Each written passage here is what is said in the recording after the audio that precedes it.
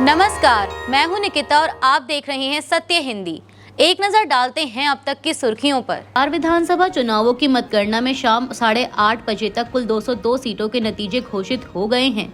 चुनाव आयोग की वेबसाइट के मुताबिक एनडीए को अब तक 168 सीटें मिली हैं और अभी बीजेपी 9 सीटों पर आगे है, जबकि जेडीयू 17 सीटों पर आगे चल रही है। वहीं महागठबंधन के खाते में अब तक 26 सीटें आई हैं। आरजेडी 5 सीटों पर और कांग्रेस 1 सीट पर अभी भी आगे चल रही है।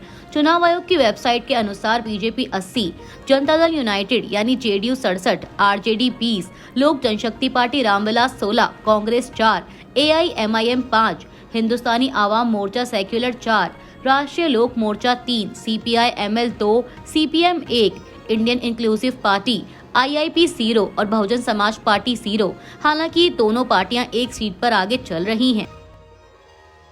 बिहार चुनावों में एनडीए की बड़ी बढ़त के बाद प्रधानमंत्री नरेंद्र मोदी ने दिल्ली स्थित बीजेपी मुख्यालय में कार्यकर्ताओं को संबोधित किया। उन्होंने कहा कि लोहा लोहे को काटता है और कुछ दलों के तुष्टीकरण वाले MY फॉर्मूले को बिहार के लोगों ने नकार दिया है। मोदी ने कहा कि जनता ने नया सकारात्मक फॉर्मूला चुना है, महिला और यूथ यानी MY। उन्होंने बताया कि बिहार देश के सबसे युवा राज्यों में से एक है और सभी धर्मों व जातियों के युवाओं ने विकास के लिए वोट दिया है। पीएम ने युवाओं, महिलाओं, किसानों, श्रमिकों, दुकानदारों और मछली पालकों को धन्यवाद दिया। उन्होंने कहा कि नीतीश कुमार ने शानदार नेतृत्व दिया और एनडीए कार्यकर्ताओं ने बूथ स्तर पर बेहतरीन तालमेल दिखाया। बिहार विधानसभा चुनावों में एनडीए को मिल रही भारी बढ़त पर प्रधानमंत्री नरेंद्र मोदी ने नई दिल्ली स्थित बीजेपी मुख्यालय में कहा कि बिहार के लोगों ने बिल्कुल गर्दा उड़ा दिया है। उन्होंने कहा कि जनता ने सारे रिकॉर्ड तोड़ते हुए 2010 के बाद का सबसे बड़ा जनादेश दिया है। पीएम मोदी ने कहा कि एनडीए जनता जनार्दन का सेवक है और लोगों ने फिर एक बार एनडीए सरकार को चुन लिया है। उन्होंने दोहराया कि बिहार में अब कट्टा सरकार की वापसी नहीं होगी। मुख्यालय पहुंचने पर राजनाथ सिंह और अमित शाह ने उन्हें मखाना की माला पहनाई। बीजेपी अध्यक्ष जेपी नड्डा ने इन नतीजों को प्रधानमंत्री पर जनता के अटूट विश्वास का प्रमाण बताया।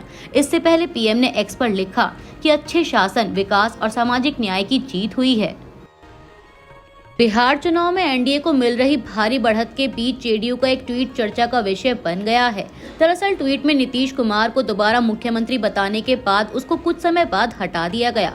जेडीयू के इस ट्वीट में लिखा गया था, न भूतो न भविष्यति। नीतीश कुमार बिहार के मुख्यमंत्री थे, हैं और रहेंगे। लेकिन कुछ ही देर बाद जेडीयू के आधिकारिक एक्स हैंडल से इस ट्वीट को डिलीट कर दिया गया, जिसे एनडीए के भीतर तनाव और बीजेपी द्वारा नेतृत्व परिवर्तन की संभावना के रूप में देखा जा रहा है और सियासी गलियारों में इसे लेकर कई तरह के सवाल उठ रहे हैं। बिहार विधानसभा चुनावों में असदुद्दीन ओवैसी की पार्टी एआईएमआईएम ने सीमांचल क्षेत्र में अच्छा प्रदर्शन करते हुए 5 सीटें जीत ली हैं। चुनाव आयोग के अनुसार जोकीहाट से मोहम्मद मुर्शीद आलम, बहादुरगंज से मोहम्मद तौसीफ आलम, कोच धामन से मोहम्मद सरवर आलम, अमौर से अख्तरुल ईमान और बैसी से गुलाम सरवर विजयी रहे। इन 5 जीतों के बाद किसी अन्य सीट पर एआईएमआईएम की बढ़त नहीं है। जीत पर प्रतिक्रिया देते हुए ओवैसी ने सीमांचल की जनता का शुक्रिया अदा किया और कहा कि उनकी पार्टी सीमांचल के इंसाफ की लड़ाई जारी रखेगी। उन्होंने स्वीकार किया कि एनडीए की जीत उम्मीद से बड़ी रही और कहा कि जनता के फैसले का सम्मान किया जाना चाहिए। ओवैसी ने नीतीश कुमार को बधाई देते हुए कहा कि अगर सरकार सीमांचल के विकास पर ध्यान देगी तो एआईएमआईएम रचनात्मक सहयोग देने को तैयार है। उन्होंने यह भी कहा कि वह सीमांचल आते रहेंगे और लोगों की समस्याओं को उठाते रहेंगे। वहीं एआईएमआईएम बिहार के आधिकारिक एक्स हैंडल से ट्वीट किया गया है कि कांग्रेस ने वोट काटकर हमें भारी नुकसान पहुंचाया है, वरना हम 15+ सीटें जीत रहे थे। बिहार विधानसभा चुनाव में राघोपुर सीट से आरजेडी नेता तेजस्वी यादव ने जीत दर्ज की है। उन्होंने बीजेपी उम्मीदवार सतीश कुमार को 14,532 वोटों के अंतर से हराया, जबकि जनसुराज पार्टी के चंचल कुमार चौथे स्थान पर रहे। बिहार विधानसभा चुनाव में महुआ सीट से जनशक्ति जनता दल के प्रमुख तेज प्रताप यादव 44,997 वोटों के अंतर से लोक जनशक्ति पार्टी रामविलास के उम्मीदवार संजय कुमार सिंह से हार गए। चुनाव आयोग के डेटा के अनुसार संजय कुमार सिंह को 87,641 वोट मिले, वहीं तेज प्रताप यादव को 35,703 वोटों के साथ तीसरे स्थान पर रहे। इसके अलावा आरजेडी उम्मीदवार मुकेश कुमार रोशन 42,644 वोटों के साथ दूसरे स्थान पर रहे। बिहार विधानसभा चुनाव में प्रशांत किशोर की जनसुराज पार्टी उम्मीदों के मुताबिक प्रदर्शन नहीं कर पाई और एक भी सीट जीतती नहीं दिख रही है। चुनाव प्रचार के दौरान प्रशांत किशोर कहते थे कि उनकी पार्टी या तो अर्श पर होगी या फर्श पर, लेकिन नतीजों में जेएसपी फर्श पर जाती दिखी। माइग्रेशन, बेरोजगारी, शिक्षा और उद्योगों की कमी जैसे मुद्दों पर मजबूत प्रचार के बावजूद पार्टी मतदाताओं को आकर्षित नहीं कर सकी। जेएसपी ने 243 सीटों पर उम्मीदवार उतारे थे, लेकिन उसका वोट शेयर लगभग 3% तक सीमित रहा। माना जा रहा है कि यह वोट मुख्य तौर पर महागठबंधन से कटे हैं, जिससे उसे नुकसान हुआ। 243 सदस्यीय विधानसभा में जहां एनडीए भारी जीत की ओर बढ़ रहा है, वहीं जेएसपी का प्रदर्शन उम्मीदों से बहुत नीचा रहा। राजनीतिक विश्लेषकों का मानना है कि बिहार की राजनीति आज भी जातीय समीकरणों और पुराने दलों पर आधारित है। इसीलिए जेएसपी मुद्दा आधारित राजनीति के बावजूद वोट बैंक नहीं बना सकी। पार्टी नेताओं ने माना कि वे लोगों तक अपना संदेश ठीक तरह नहीं पहुंचा पाए। प्रशांत किशोर की 3000 किलोमीटर पदयात्रा और युवाओं को जोड़ने की कोशिश चर्चा तो बनी, लेकिन वोटों में नहीं बदल सकी। आगे पार्टी का भविष्य इस बात पर निर्भर करेगा कि वह इस हार से कितना सीखती है। बिहार विधानसभा चुनाव 2025 के रुझानों पर मुख्यमंत्री नीतीश कुमार ने एक्स पर प्रतिक्रिया देते हुए राज्य की जनता और एनडीए के सहयोगियों का आभार जताया। उन्होंने कहा कि लोगों ने भारी बहुमत देकर उनकी सरकार पर विश्वास जताया है और इसके लिए वे सभी मतदाताओं को नमन करते हैं। नीतीश कुमार ने प्रधानमंत्री नरेंद्र मोदी के सहयोग के लिए विशेष धन्यवाद दिया। उन्होंने चिराग पासवान, जीतन राम मांझी और उपेंद्र कुशवाहा को भी एनडीए की मजबूत एकजुटता और बड़ी जीत के लिए धन्यवाद दिया। मुख्यमंत्री ने कहा कि सभी के सहयोग से बिहार और तेजी से आगे बढ़ेगा और देश के विकसित राज्यों में शामिल होगा।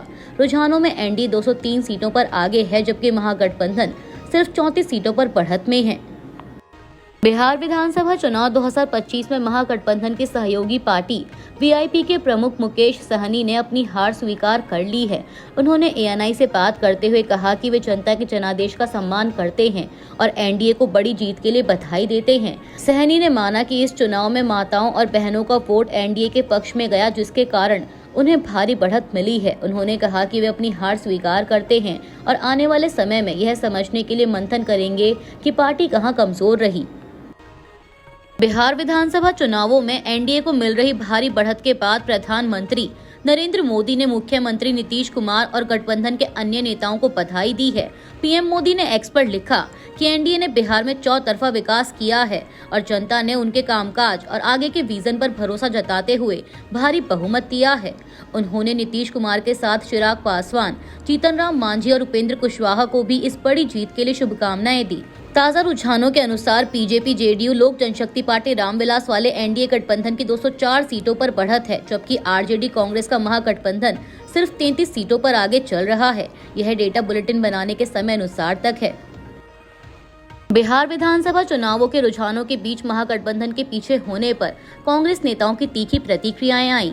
छत्तीसगढ़ के पूर्व मुख्यमंत्री भूपेश बघेल ने कहा कि शुरुआती रुझानों में एनडीए 3/4 बहुमत की ओर बढ़ रही थी, जिसकी भविष्यवाणी पहले ही अमित शाह कर चुके थे। उन्होंने पूरे चुनाव की जिम्मेदारी मुख्य चुनाव आयुक्त ज्ञानेश कुमार पर डालते हुए कहा कि बिहार चुनाव में उनकी भूमिका बेहद अहम रही है। अगर कोई एक व्यक्ति जिम्मेदार है तो वह ज्ञानेश कुमार है। मैं उन्हें शुभकामनाएं देता हूं, वह सभी बधाइयों के हकदार हैं। चुनाव आयोग ने जिस तरह काम किया है उसमें ज्ञानेश कुमार की बड़ी भूमिका है और मैं उन्हें बधाई देता हूं। वहीं कांग्रेस के वरिष्ठ नेता अशोक गहलोत ने आरोप लगाया कि लोकतंत्र खतरे में है और महाराष्ट्र व हरियाणा जैसी स्थिति बिहार में भी दोहराई गई है। उन्होंने कहा कि चुनाव में धनबल का खुलकर इस्तेमाल हुआ और चुनाव आयोग सरकार का साथ देता रहा। गहलोत ने यह भी आरोप लगाया कि मतदान के दौरान 1,35,00,000 महिलाओं के खातों में 10,000 रुपए भेजे गए, जो निष्पक्ष चुनाव पर सवाल खड़ा करता है। अभी के लिए इतना ही। बाकी की देश दुनिया की बड़ी खबरों के लिए जुड़े रहिए सत्य हिंदी के साथ।